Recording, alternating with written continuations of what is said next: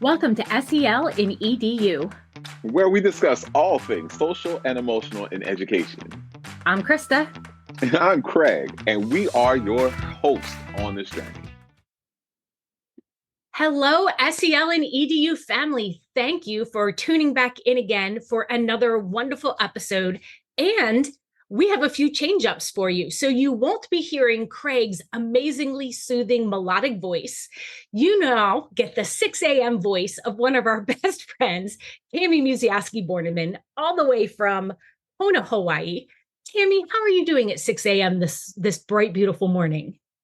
Well, it's not bright yet, but the birds are chirping and I have my coffee. So I'm feeling pretty good. My morning voice is warmed up a little bit. So I'm happy to be here. And I mean, I'm not as much of a smooth talker as Craig is, because he has a magical voice, but I will do my best. I don't think anybody can hit on Craig for that smoothness. And I'll fully admit, I'm already worried about how we're going to sign this off, because he signs off every podcast. And I think we just might need to splice some of his sign-offs from early episodes. Yeah. And put in here. Yeah. He's with us. Hear it. Yes. Yes. And I see you have your coffee shirt on. Yes. It says drink coffee, read books, be happy. Like, what else is there? Exactly. Yeah. Except for the one that says something around, I'm not ready to talk yet. I haven't had my 3 cups. I think both of us have that one. Yes, I have a similar one. Mine's a little bit more snarky, but anyway. That snarky one though too. I just don't bring it out of the house. Right. It's one of those like, well, you work in SEL, they probably shouldn't be snarky on t-shirts. Right. Not publicly. Yes. Well, I am excited to bring on a guest.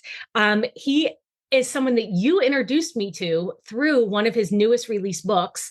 And we signed up to get a hold of the book. And then I saw all the amazing resources that he had for free out there. And I thought, oh, we need to talk to him. You have already talked to him on your podcast, The Minimalist Educator. And we'll put a link here. I am incredibly excited to welcome Chris Fenning.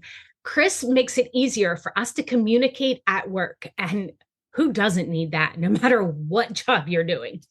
He helps experts talk to non-experts, teams talk to executives, and much more. And the reason I wanted to bring him in is because I thought, as educators, we can always learn how to better communicate with our students, with their parents, their family, their caregivers, and community members.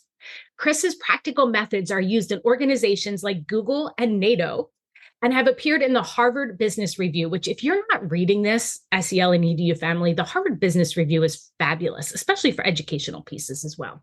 He is also the author of multiple award-winning books on communication and training that have been translated into 16 different languages.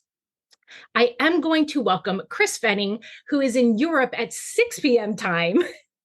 Chris, thank you for joining us after a long day of work. How are you doing today? Well, I'm doing great, thank you. The sun is shining, spring has sprung where we are, and I get to talk to the two of you, which is a wonderful way to round out my day before I go and spend the evening with my family. That's amazing. Thank you. And I remember us talking a couple of months ago, and you lived in the US for a while. I did. I lived in the Norfolk, Chesapeake area in Virginia for 7.5 years. And then you said, oh, there's too much of the wide world out there. Too many other amazing places to go live. We felt a little distant at the time, our daughter was 3, and we were just a long way from grandparents. And a few things all happened together, career change opportunities for both my wife and myself. And we thought, let's get back closer to where our families are. So we had a little bit of a road trip and a bit of an adventure during COVID, and ended up back in Europe. Yeah. Well, and that makes me think too that, you know, all the different ways that we can communicate, sometimes there's nothing better than just proximity and being in physical space with each other. Yes, there is so much truth to that, and I will hold myself back from the science on it, but the biases that we have about proximity and the effect that has on how we communicate in hybrid teams, whether you've got remote learning, for educators who've got a split audience, like students in the room with them and people online, the natural human biases to be more attentive to those who are directly in front of us can cause real challenges and take effort, real effort to overcome. I think it's important, the point that you said, there's just nothing like that, that face-to-face, especially during learning, because learning is social, right? And so if we take away that aspect, the communication just breaks down and people become unhappy, right? So if we think of that prime example of COVID, when people were forced to go online, especially when we weren't ready, like now might be different because now we've got all the things in place, but we just weren't really ready to communicate with each other solely in that way, or mostly in that way at that point. And so to me, when I think back on that, I'm like, ooh, we had a lot of breakdowns because we weren't ready. And that was the only way we could communicate a lot of the times, was like we had to get online. And that just put a lot of strain on relationships, and strain on schools, and strain on families. And so that, I do think that sometimes the online piece, I mean, it's great because you could stay connected. There was that piece, but just that breakdown was just so hard, especially when we weren't ready for it. We need that face-to-face, that socialization. Yes, yes. And there's probably a portion of the people listening to this saying, nope, I was quite happy by myself with no other people. So true. Krista, I see you pointing at yourself there. And it was every teenage boy's dream to have COVID, because they were allowed to play video games for as long as they wanted, all day, every day, and never had to leave the house. In fact, they couldn't. It was perfect. But and even people who like solitude, there is an element of social cost to that isolation, because whether we enjoy it or not, the value and the bonds that we make connecting with other people pay dividends in lots of ways over time that we don't realize until they're gone. Yeah, I was thinking before Tammy had shared the insight she did that we weren't ready for this. I was thinking about how there was this whole shift and having for teachers to do both at the same time. And while people were like, this is possible, it was just incredibly difficult. And what you've said about 3 teenage boys resonates, because during COVID, I had 3 teenage boys here. One of them was a computer gamer, the other is a video gamer, and the other was just wanting to learn and consume virtually. And I think about how that has impacted all of us in some way, shape, or form, whether we were introverts or are introverts and liked that time of not feeling the pressure to have to be out and on, or striving for that connection again. And what that means coming out back in education, where we're back face to face again, and having to rely on some of those skills and or build some of those skills to be better communicators with each other. Yeah. When I think about the work that you've done, you have 2 different books out. One is around how to communicate, and there's a process to it that you call it a practical tutorial of self-assessment and activities. And I went through it. I'm like, this is fantastic. And it broke it down. Like, if you have something to talk about or to share, and I'm thinking about a classroom teacher who is concerned about a child in their room. And we know that we have caregivers on the other side who also care about that child. How can we communicate in a way that is streamlined and efficient and clear? And then you have a book on emails, but I said I wasn't going to stack questions. So let's just start working on the workbook. So if you could share some of what you've learned about how to better communicate with people, to allow for clarity and consistency and connection. Yes. So the book's called The First Minute because, well, unsurprisingly, it's about the first minute of communication. And the core audience for the book is people at work. So I wrote it for people in a business environment, whether they're technical or business, but they're working in a corporate style environment. But it turns out that the methods are applicable in far more areas, one of which is education, one of which is special needs. There are some family uses for this, although I'm absolutely not qualified to give relationship advice, but I have heard people using the methods. So what are they? Well, the premise is there are certain things that we as humans need to have at the start of a conversation to be able to understand and focus on what's going to come next. And they answer 3 questions. And I guarantee everyone listening to this has thought to these 3 questions probably in the last week. Someone comes to talk to you and you say, "What are you talking about?" Or, "What do you want me to do with this? Why are you telling me?" Or, "What's your point?" Those are the questions that often we have. I see you both nodding. We have these in our heads. Sometimes we will express them, but often we'll have them in our heads as we're getting more frustrated with the person who's not giving us the information we need. And those 3 questions, so what are you talking about? Why are you telling me this? And what's your point? Have a neurological and psychological basis, because until we know why we're receiving a piece of information, we don't know what to do with it. Our brains don't know exactly how to process it, which means we don't pay attention and we get frustrated. Which, if you're dealing with a situation, for example, parent and teacher talking about a child, that's an emotional conversation. There's emotions at stake in that conversation. And if the teacher isn't clear about what they want or why they're talking to the parent about a particular topic, the parent's going to be thinking, "Why are you telling me this?" and running away with all of those other thoughts and possible assumptions and so on. So getting the first minute right sets a foundation for a really clear conversation, so the audience knows what you're going to talk about and why. So those things again are, what are you talking about? Why are you telling me this? And what is your point? And if you can start your message with 3 very short statements, think bullet points rather than sentences, really, really short. I could say, "Hey, Krista, what I want to talk to you about is this work thing. We have a staff meeting next week. I'd like your help. I'm struggling to get the complete list of attendees. I've told you what I want to talk about. And now there's a bunch of other things I'm going to say, and we'll have a conversation, you'll have questions, but I've given you the 3 key pieces of information right up front."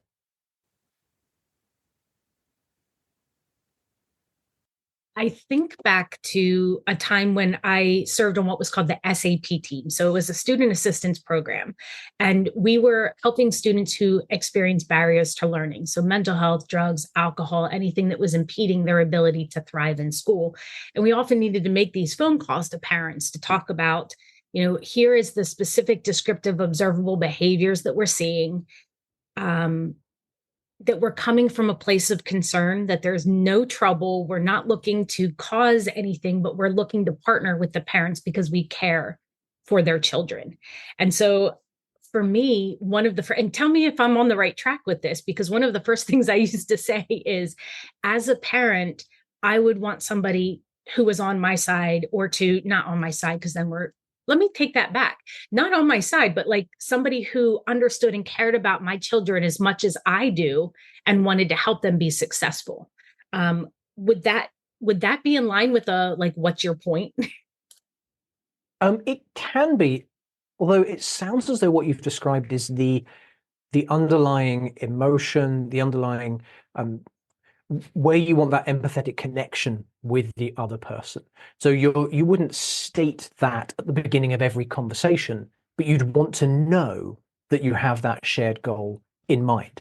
So some of the early relationship building communication, which happens when teacher meets parent for the first time and then meets over a period of time, being able to convey that and find that alignment, that's an important long-term communication and relationship building component. It's not something you'd put into the first minute of every conversation, because otherwise you end up stating something very bluntly that is a little bit, it's not how we talk about emotions. So that would be an odd thing to do, but a great goal to have. That makes complete sense. And I think that as somebody who lives in this SEL space and comes from an emotional perspective, this is something that I really need help with, and that I gravitate to, help me be more concise and think about how I am approaching something to work on that same goal of supporting students. Yes. Yeah. The supporting, let's play, can we play with that as an example in a scenario? Absolutely. So often the hard conversations, and there are lots of different types of hard conversations, but one of the hard conversations is I need to talk to a parent about something that's happened or is happening with a student. And it could be they're not achieving their ability. It could be behavior that's disruptive in class. And I'm deliberately trying to steer away from negative labels because it's not the student doing a bad thing. It's just there's a situation that we want to change or get ahead of or resolve. And quite often those conversations can begin with something that sounds accusatory, or your child is doing this. And that is immediately defensive. I think about if anyone said that about my child, even if I'd seen my child doing it, doing the bad thing or the undesirable thing, part of me would bristle. Like, oh, hang on, I feel I must be on the defensive. Maybe that says more about my character than, than about the scenario, but the human condition. Sorry, go ahead, Krista. Oh, I agree with you. I think it's a natural, you were just about to say human condition. I think it's natural to feel that way. Ah, yes, I'm not crazy. I'm just a parent and a human. Excellent. It's good to have that confirmed. So we have, when we start those difficult conversations, if it starts with a your child has done this, or even if it starts with this situation has happened, it's setting the scene, it's setting the tone for the other party to be defensive, whether they want to be or not. And that is not a great collaborative starting point for a conversation. So there's a different thing that we can do. Doesn't work every time. I'm not promising this is a silver bullet for every conversation, but there is a way to structure the beginning of a message like that that can make it less confrontational. And it starts with something that we can all get behind, which is a goal that we're all in agreement with. So the structure for the conversation is goal, problem, solution.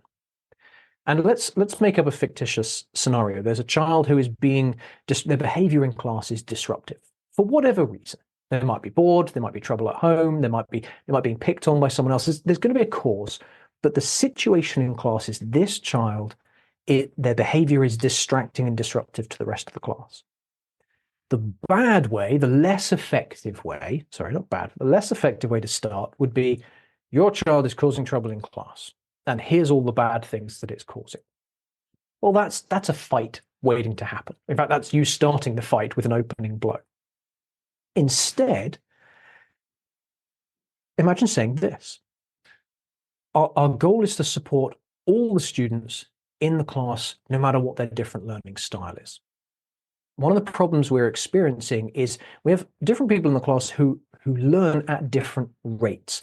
And your child is one of those that learns at a different speed to the others. That might be faster or slower, but it's just at a different speed. What we'd like to do is talk to you about some options for how we can adjust and manage this in the class so that we all achieve that great learning outcome. Now, that might be a little bit cheesy in the way that I've done it. That's how the example came across. But the point is, you do a few things through that. You state a goal that everybody should be nodding along to. Yes, we want this.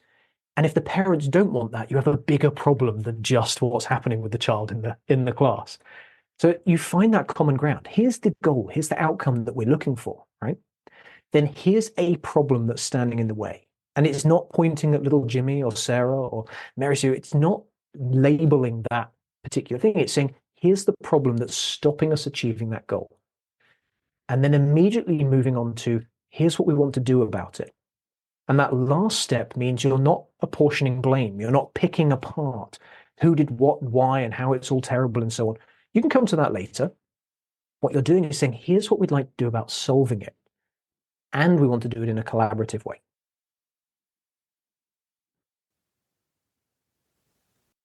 I think that collaboration piece, we assume that people know how to do that too, but if they haven't had some effective communication beforehand, it really sets you back, right? So like just the way you described framing that email or conversation would really, like, it made me feel more relaxed because I'm not hearing the pinpointing of the issue around one particular student. We're talking about what's best for all.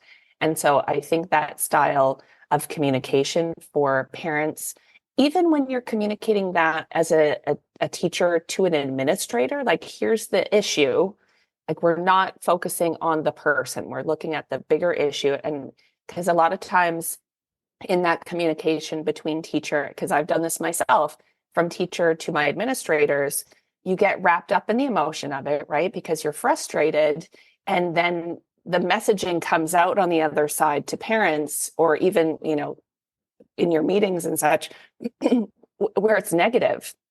And we don't need that negativity. It's really about staying factual and giving the information we need to be able to solve a problem. And if we could all just practice that a little bit, I feel like our communication would just be so much easier, right? And less stressful. Yes, this is a case where we need to pay a little now to save more, or pay a lot now actually to save more in the long run. And you said it'd be nice if it was easy, if it was nice if we could practice. This stuff takes practice. Right. It takes many, many repetitions in different situations to remember to do it, to get comfortable with these very small, simple frameworks. But if you don't remember them, or if you're not comfortable in different situations, you won't use them. So getting through that effort now to find ways to build those habits and practice will pay dividends in the long run. And you mentioned something else I'd love to dive into if we can, which is the taking the emotion out. And that is absolutely what these frameworks do, to the point that they could be described as robotic, like taking out all human emotion and just talk in this very structured, robotic way. And that's not the intention, but in some cases, it's a real benefit. When I published the book, a few months after publishing it, somebody who works with autistic children and families, where there's a challenge communicating with the children, and there's a challenge where the parents and the children's communication is very contentious, often blows up because there's a lot of emotion.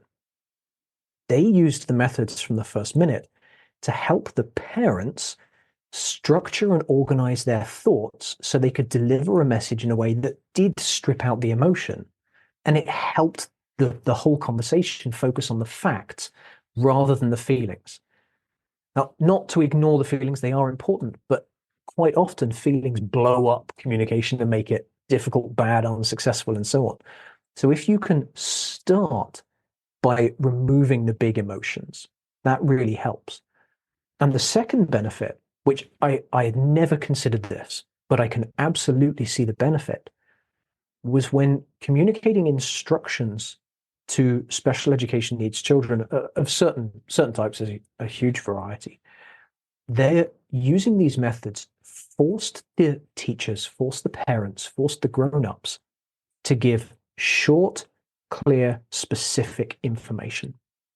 And it strips out the detail and the justification and the tangents and the other stuff. And it's, here's what we'd like you to do. Here's why we're doing it. And here's the next step. Or I want to talk to you about your maths homework. I'd like you to ask you some questions. I have 5 questions I'm going to ask you. Here's question 1. Really specific, so that the child wasn't overwhelmed with all this extra info and trying to process 17 different pieces of information whilst feeling guilty that they may or may not have done their homework or whatever else is occurring at the time. So that structure without emotion and simplifying seems to really help in some situations. I'm glad that you brought that up, because that was something I was thinking initially when you were talking about how to, what am I talking about? Why are you telling me? And what am I doing with the information? And that immediately brought me into the classroom, right? So often, and I'm going to generalize here, often a teacher will give an objective, but then there's no why we're doing it. We're just going to do it because we have to do it, or you have to learn it. And that's not really a reason. Like, yes, you have to learn it. But when we connect that, here's why we need to know this in very explicit ways, you do get a more positive response from students, because they're understanding then the purpose for what they're doing and what they need to do with it. And a lot of times we just skip over that. I just had this conversation with a teacher last week at a school. I'm like, let's get to you're late in the year. We're in that final stretch. When was the last time you talked about why you're doing some of the things that you're doing? And she's like, you're yeah, you're right. I haven't really gotten into that. And I'm like, that will probably alleviate or could alleviate some of the little things that you're seeing pop up in your classroom where it's like those little behavior things that are coming up. Maybe they need to know why. Maybe you just need to be a little bit more articulate or specific about the things that you're doing and see, like, monitor to see if there's that change. So the communication is, it's it's like a thing we have between teachers, but then we want that to translate into students. And this is like exactly what you're talking about, to be able to solve some of those problems. Yes. Yes. You've just reminded me of something I haven't thought about for 25 years. And it's quite possibly part of the inspiration for what went into the books. I was a horrible student to have all through school. I was one of the most annoying students. I really feel for my teachers. And I'd be one of the kids who go, why do we have to learn this? Like, what is the point? Why am I doing this? Let's say it's history. And one of the responses, or an example of a response I would got, let's use history as the example, was, well, we want to have a good, prosperous, happy future for everybody. The problem is we can't predict what happens in the future. So what we do is look at the past and learn from it so we can make better decisions. Well, that's the goal, problem, solution to justify why you should have history lessons. There's more to it than that, but very simple things like that connect to an understandable goal that we can all nod along to builds that affirmation and okay, yeah, fine, I get it.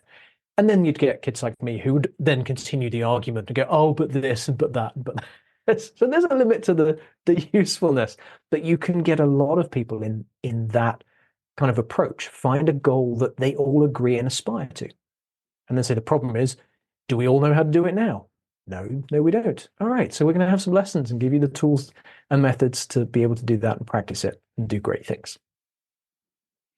I have all of these ideas bouncing around in my head. And so I'm going to try to streamline them to be very clear. I'm practicing. And just so, for those of you who are listening, like, this is something I actively need to work on. And I know this, my emails are too long. I'm too wordy.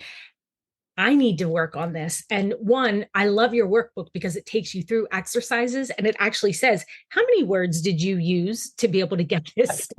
Yes. Oh, that's a challenge. How did you find that exercise? Some people love it, some people hate it. Oh, I loved it. I mean, it was kind of like, at first I'm like, oh yeah, okay, wow, that's okay. But I think as you keep going through, you see the progress that you're making. And so it is empowering, like, I can do this. And you get to see that growth as you go through. So for me, I really liked it and I needed that. And so I think the pieces I'm putting together here are looking at, like, the relevancy and the goal. So how do we get on the same page? And my understanding around creating teams, creating groups that are high functioning, whether it's a classroom or a faculty or connections with caregivers, is you do have a common goal. And so it's kind of that, why are we here? What can I contribute to this? And if people are not on the same page, I appreciated how you mentioned in your example around the solution. And it wasn't, here's what I'm going to do as the teacher. It was, what can we do? You're co-creating this with the families and the caregivers. And I think, like in Tammy's situation too, we can co-create that with students. What could be some solutions if we're not on agreement with that goal? It's not me saying this is how it's going to be. And so we're opening up some of the relationships there. Oh yeah, there's a lot of power in asking for help and doing it collaboratively. And one in the example I gave, I said, "Oh, I'm looking for your help." It's not always going to work, but quite often, even if you have a solution you want, if you ask the other person for help, they will buy in more. There's a human nature that when we're asked for help, we pay more attention, we lean in, and we're more likely, even if perhaps begrudgingly, but we are more likely to get involved with that conversation. Now, you have to be genuine in wanting their input. You may have an option and you want help from the other party, from the parents, to validate that that's a good option or find ways to implement that option. You might not be able to move on the option. We have to do this thing. So I'd like your help in to find ways that we can do it without friction, or we can do it easier. It doesn't have to be fully collaborative, but you do, if you use the can you help technique, you have to genuinely want and look for ways to bring the help in. And I was thinking too, I'm in the middle of writing out an agenda for teachers who are in Title I schools who want to find ways of being trauma-informed, healing-centered, and working with kids who demonstrate big emotions. And I'm thinking about how this structure that you're laying out would be a perfect resource for them when we're talking with students who have experienced, I think, way more than what kids typically should have to go through. And how do we as adults become more clear and concise to communicate expectations and relevancy to them? And so I think there's a lot of practical application if we continue to keep these procedures at the forefront.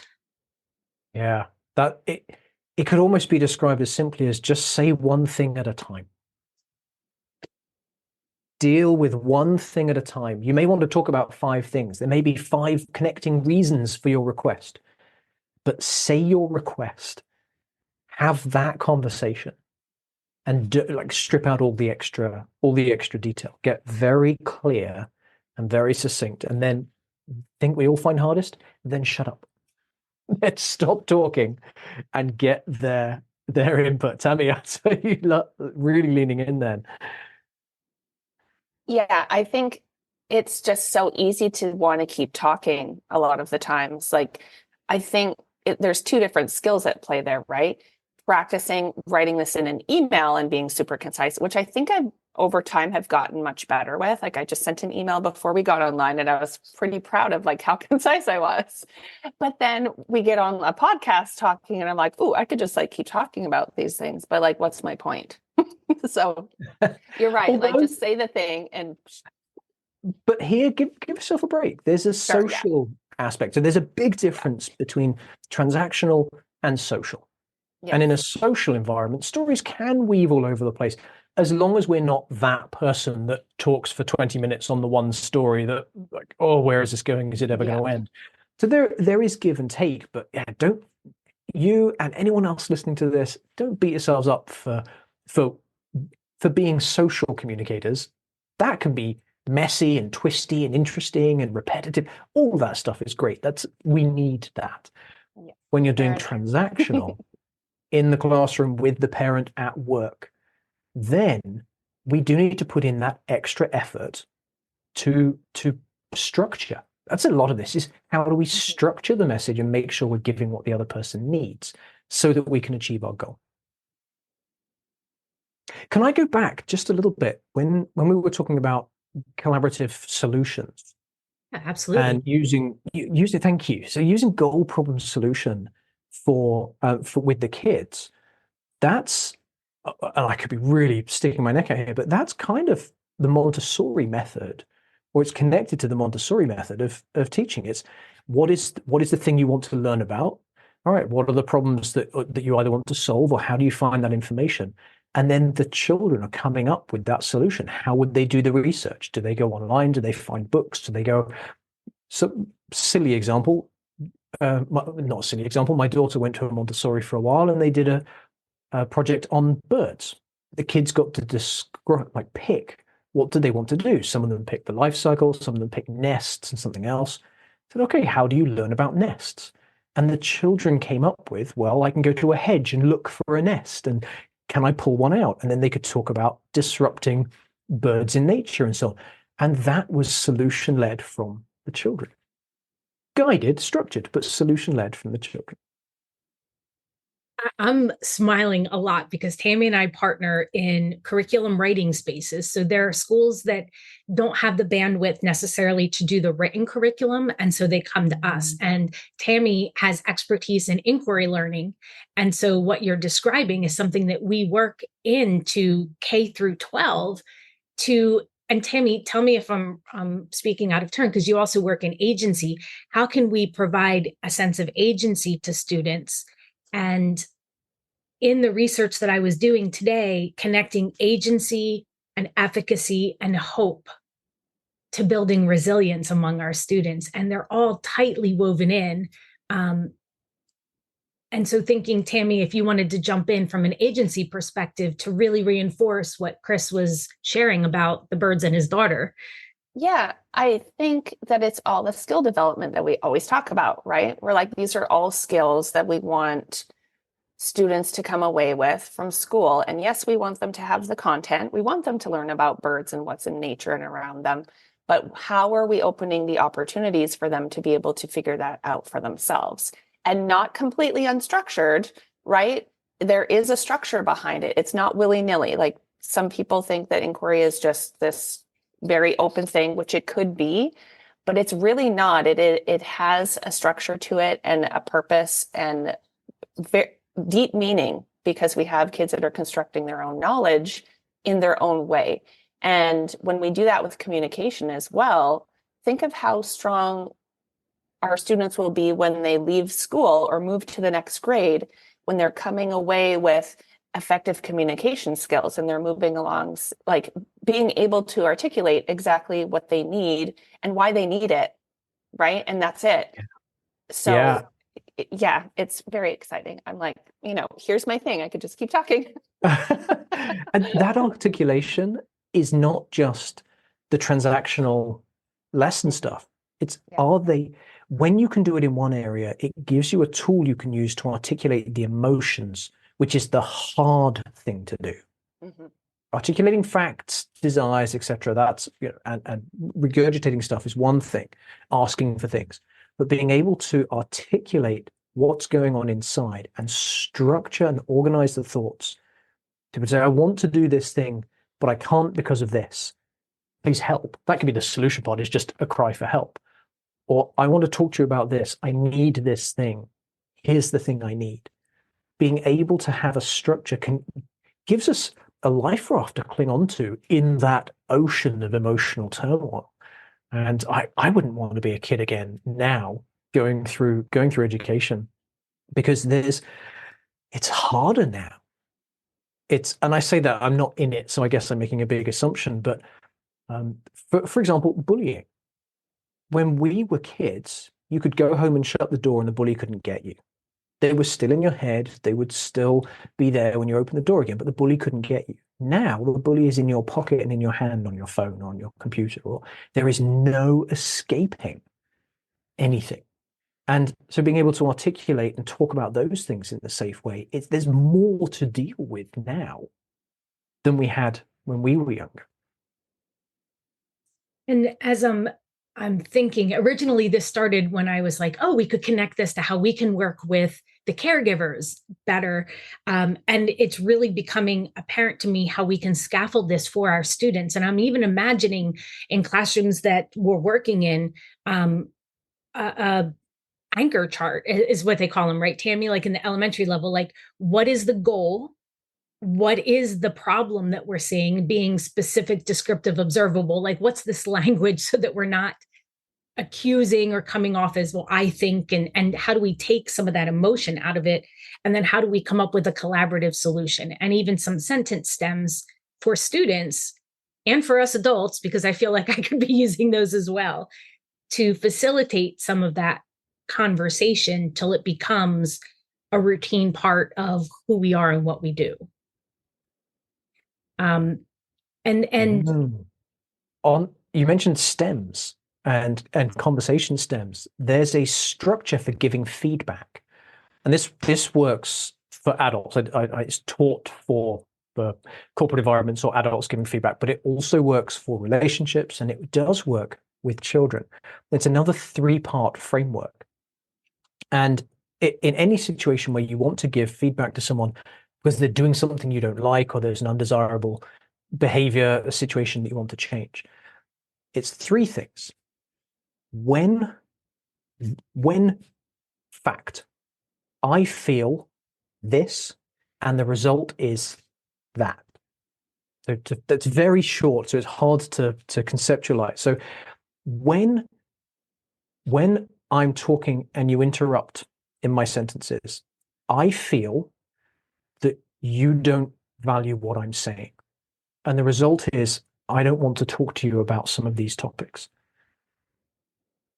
It's not when you do this thing, it's when this thing happens. When I'm talking and I'm interrupted halfway through, it makes me feel this emotion. You can't tell me my emotions are wrong. I mean, they might be, but my opinion and my emotions are how I interpret and feel in that situation. I'm not saying how you feel. I'm not saying that it's your fault or you mean to. I'm just saying when this thing happens, I feel this. This is what happens to me. And the result is something else. The result is other children can't learn. And the result is we have a breakdown in communication. The result is something else. And that states the situation. It states the negative thing, and then opens up the conversation for, I'd like to talk to you about how we can solve this. And it takes out a lot of that emotion. Doesn't remove it completely, but it takes out a lot of that emotion. And that three-part structure can help anybody articulate the feeling that they've got, but without throwing a punch with the first line. Yeah, and now we're even moving for the SEL fans out there from social awareness and relationship skills now into self-awareness and self-management. So being able to have that emotional literacy with this is how it impacts me. You don't need to agree with me, but you can't invalidate how I'm taking this. And I need to think about here are the natural logical consequences of me feeling like this. As I think too, like I feel like we could keep talking, and I have one more question that I'd like to put out there for you, because I was immediately pulled in with the communicating, the talking, and you also have effective emails. And I know, thinking about education and how we're always feeling, and I'm generalizing because I'm not in the classroom, but my sense is that we're always rushed. Time is very limited. And so when we pick up the phone, we might not get a hold of somebody in that moment. And so people tend to default to email. But we also don't want our emails to be really long and lengthy. And I'd love to hear your thoughts and even what you've experienced in business, phone calls and conversations versus emails. Yes. And so the short answer to what I believe you're asking is this. The more emotive the topic, the more emotion that is in the topic, and the more important the topic, the more you should reach for the phone. And unfortunately, most of the times when we're reaching out to parents from school, it's because of a bad thing, or it's a negative situation, or there's something where there's going to be emotional friction somewhere in there. And yes, email can seem like the better way to do it. Don't. Use email to set up an actual conversation. And here's why. Here's the evidence for that. There was a study done a couple of years ago, and it was done in a fun way about how well we can interpret emotions from text. And the study asked people what they thought the chances were that a stranger could tell if they were being sarcastic in a text message or in an email. And the result was, it was 50-50. It was a complete guess, complete chance. You could toss a coin as to whether that stranger would understand. And so if you think you're telling a joke, the other person may take that seriously. That very quickly can lead to misunderstandings and problems. Here's the really interesting part of that study. They then asked people, what do you think the chances are that your long-term partner can tell when you are being sarcastic in a message? And what do you think the result was from that? I'd like to say that people thought their partner would be on the same page with them. Yep. Oh. But they weren't. So everybody thought, oh, like an 80% chance or more that my partner, because my partner knows my sense of humor, they can tell when I'm joking. No, 50-50. Even our partners can't tell whether we're joking or not. And that was a light-hearted situation. Now imagine you're talking about an emotional or emotive topic connected to a child in a classroom. There's no way the end user is going to interpret, or it's complete chance, sorry, not no way, but it's complete chance whether that end reader is going to interpret the message in the way that you intend. So why take that chance? Have the phone call. Phone, even voice only, is better than text because tone of voice will convey your level of sympathy, your empathy, your actual desire to solve the situation. Whereas an email may be considered as a finger pointing and throwing this over to the parent to solve. So to keep the email short, if you need to talk about something with a child and it's not a happy, really happy, positive, praisey situation, get as close as you can to phone or face to face. While I've just given an example about how the more emotive a topic, the more you should get close to the person for relationships and so on, there is a time component. And I've been through this in the business world, and I can absolutely understand anyone listening to this saying, yeah, that all sounds really good. Don't send emails, talk to people, but we don't have the time because of the crushing weight of other stuff that's required of teachers now, which again wasn't required 20, 30 years ago. Here's the glimmer of hope I'd like to be able to give you. In fact, more than a glimmer of hope. Here's why I think you will actually save time if you pick up the phone. The email can be sent to arrange the phone call so that you can have the conversation that doesn't go off track and doesn't get misinterpreted. If you send the long email, you've got the time it takes to write the email, which is actually longer than it takes to say it because we type much slower than we speak. So we're already saving a bit of time. The second thing is you'll avoid, or more likely to avoid, misinterpretations and misunderstandings. And that's where those email chains get longer and longer and longer and end up in an angry parent-teacher conversation. Not always, but those situations can very likely be avoided by sending a short email to ask for a phone call. And that phone call time is going to save time in the long run. So if you are thinking, oh, great advice, but it's only in an ideal world, we live in the real world, Chris, we don't have time to do it. It's the email is to arrange a time that's convenient, that you can talk to the parents, and you will save time in the long run. So that is something I really wanted to make clear, that it's not just pie in the sky wishful thinking. There really is a time saving for the teachers involved here. I love that piece adding in, because then you can also arrange for a specific time that is convenient for both people. And I think it can give you an opportunity to kind of decompress and think about your problem or goal problem solution, and maybe write out a couple thoughts so that you're prepped instead of just picking up the phone and, when you have some of those big emotions going on. So thank you. I think that many of our administrators and teachers are going to find that incredibly helpful. Just quick email out, schedule the phone call. Yeah. Thank you. I love a circle conversation where we're kind of back to that in-person communication is usually going to be best. Or, being able to hear each other's voices, because tone matters and it gets lost in the emails.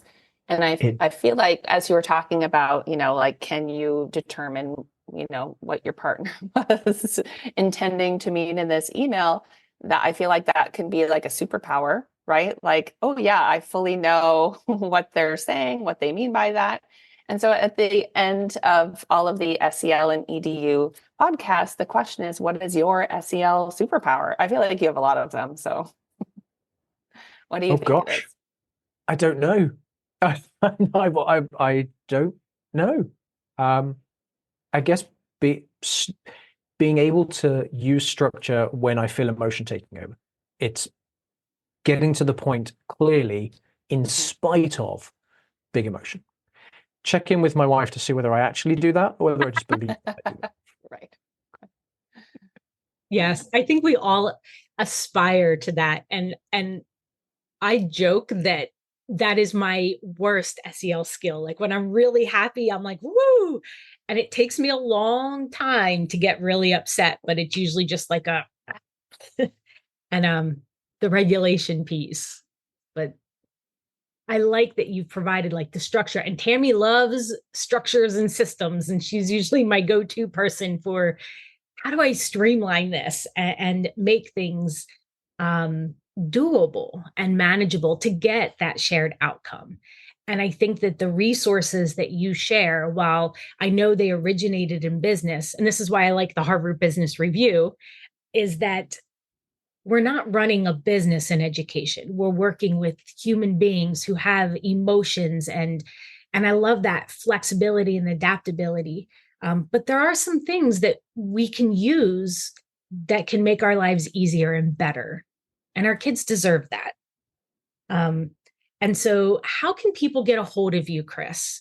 They're like, this is amazing. I want to be able to connect with him, to buy all his things, to sign up for the email list. Could you share for those people who are listening and don't have a chance to look at the show notes yet? Absolutely, yes. So the place to find out me, get all the free resources you mentioned earlier and so on, is chrisfenning.com. It's my name.com. And my social hangout is LinkedIn. So you can connect with me in either one of those. And I'm more than happy to answer any questions at all. We've done this. We've talked a few times outside of this. So happy to chat. And if anyone would like training, support, coaching, etc., you can find all those details on my site. Thank you so much. We appreciate your time, your willingness to share your expertise. For those of you who are listening, I am not able to sign off like Craig. I'm not even going to try to sign off like Craig. But I do want to remind you that we are all here working together to support our students. No matter if we're in the US, if we're in Europe, we all want our students to thrive. And so we hope that you continue to hold all of those that are near and dear to you and stand in the SEL light. Thank you, and we'll see you on our next episode.